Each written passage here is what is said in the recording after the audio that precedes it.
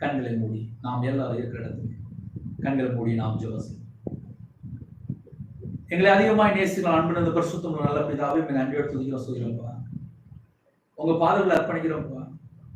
உண்மை உள்ள மனுஷன் பரிபூர்ணமான ஆசீர்வாதத்தை பெறுவான். யாரெல்லாம் இணைந்திருக்காங்களோ உங்க பிள்ளைகளோட நீங்க பேசியிருக்கீங்க. சத்தியத்தை அறிவீர்கள், சத்தியம் உங்களை விடுதலையாக்கும். கர்த்தருடைய ஆவி எங்கேயோ அங்கே விடுதலை உண்டு. குமாரன் உங்களை விடுதலையாக்கினால் மெய்யா விடுதலையாக்க இருக்கிறோம். யாரெல்லாம் அர்ப்பணிக்கிறாங்களோ மனம் திரும்புறாங்களோ எங்களுக்கா ஜீவனை தந்துருக்கீங்கப்பா. எங்களுடைய பாவம், எங்களுடைய அக்கிரமம், என்னுடைய மீறுதல், என்னுடைய வாழ்க்கையில நான் கத்தரை விட்டு எங்கெல்லாம் தள்ளி போயிருந்தோம் அந்த எல்லா சாபத்தையெல்லாம் சிலுவையில சுமந்தீங்கப்பா. என்னுடைய பாவங்களுக்காக மரித்து வேத வாக்கியம்படி 3ஆம் நாள் உயிர் தெரிந்தீங்கப்பா.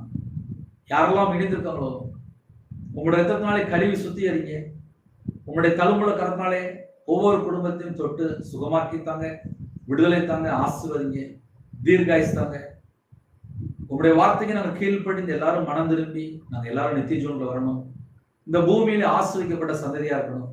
இணைந்திருக்கிற குடும்பம் எந்த நாட்டுக்குள்ள எந்த இடத்துல இருக்காங்களோ அவங்க எல்லாருடைய ஆவி, ஆத்துமா, சரீரம், சிந்தனை எல்லாவற்றையும் இயேசு கிறிஸ்து ரத்னாலிஸ் நாமத்துல வேலை அடைபடட்டும். எல்லா குடும்பம் வேலை அடைபடட்டும்.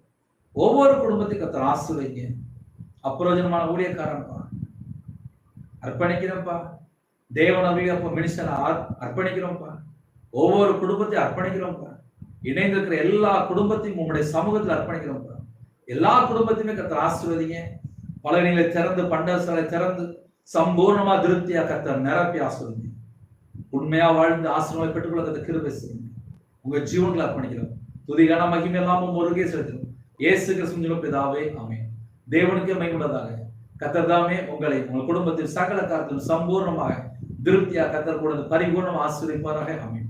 கர்த்தராகிய இயேசுவின் கிருபையும் பிதாவாகிய அன்பும் பரிசுத்தனுடைய ஐக்கியமும் இப்பொழுதும் எப்பொழுதும் சதா காலங்களிலும் நம்மளுடன் கொடுப்பதாக. ஆமென்.